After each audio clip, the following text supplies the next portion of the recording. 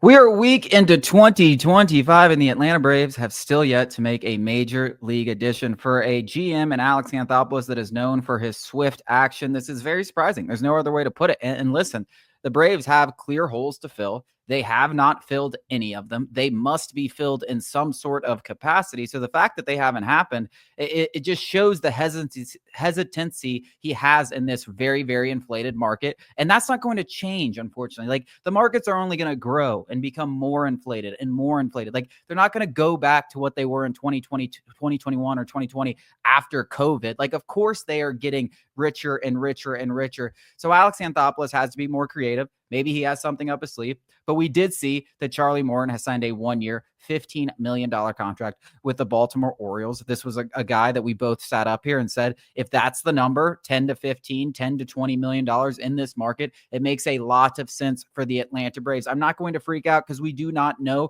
what's going to happen. But what I will say is the Braves have a ton of innings that they need to cover now with Charlie Morton and Max Fried and AJ Minter and Joe Jimenez, all likely not to be part of the team, or very Joe Jimenez maybe at the end of the year next season. About 450 innings were pitched by that guy last season. 450 innings.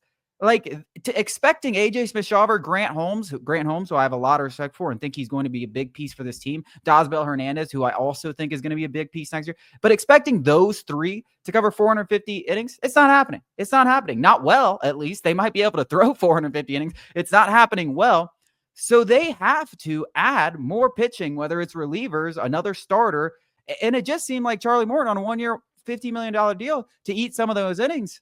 It made a lot of sense. It made a lot of sense, and just from a durability standpoint. And that's why I think maybe some Orioles fans I saw not taking it, not receiving it too well. I think that when you replace I can understand Burns that aspect, but just an isolated, you got to. Charlie Morton's a 4th starter in this league in this point in his career, and $15 million in some circles is a bargain. Now, again, that's a crazy statement, but in today's market, it really is. And I think that from a Braves perspective, you need somebody more durable than maybe somebody who's a little bit who has a higher ceiling in terms of being productive, but comes with a little bit more risk in terms of availability. Where, like, my concern isn't having the frontline guys, because one, I think Spencer Schwellenbach is going to just establish himself among the best pitchers in baseball. Chris Sale's returning. Spencer Strider will return at some point, and we all know Ronaldo Lopez has emerged as this star. The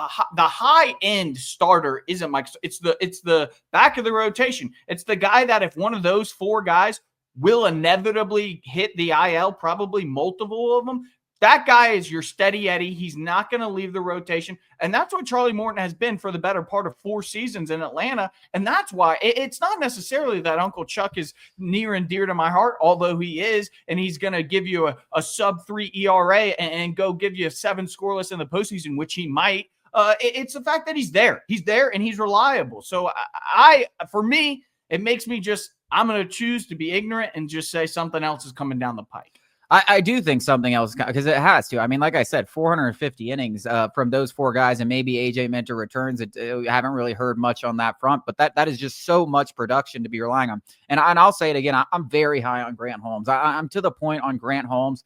They've already said they're going to consider making him a starting pitcher, that I believe he's going to win that 5th spot. But you still have a 4th spot there until Spencer Strider returns, and you still need insurance policies. So that's what I viewed Charlie Morton as. Now maybe they want to go out there and get a guy that's cheaper with some more upside that, is kind of a wild card. That seems to be Alex Anthopoulos' MO. We saw it with Chris Sale. We saw it with Ronaldo Lopez. And maybe it ends up. That's why I'm not going to sit up here and poo-poo everything that the Braves or lack of moves that the Braves have made. But there's certainly question as we get here, to January, where I think, about 6 weeks away from pitchers and catchers reporting. And you look at this roster, and it's not just the pitching. It's the outfield. It's not even the pitching. I mean, it's the outfield. I mean, you have to add at least the one outfield starting. Is the most glaring issue on this team by far. I don't even think it's close either. And while, yes, we need somebody in the rotation, we probably need somebody in the relief corps.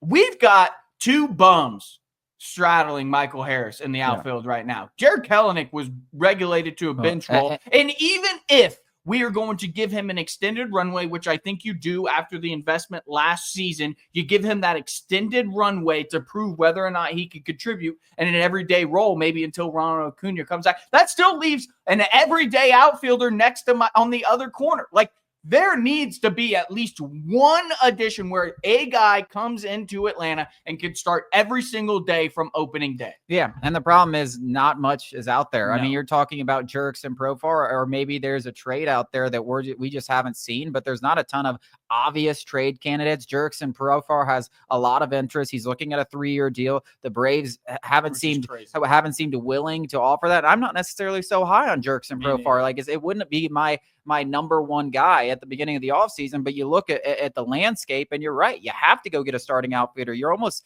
pinned into a corner that you have to do that. It's not a position Alex Anthopoulos likes to be.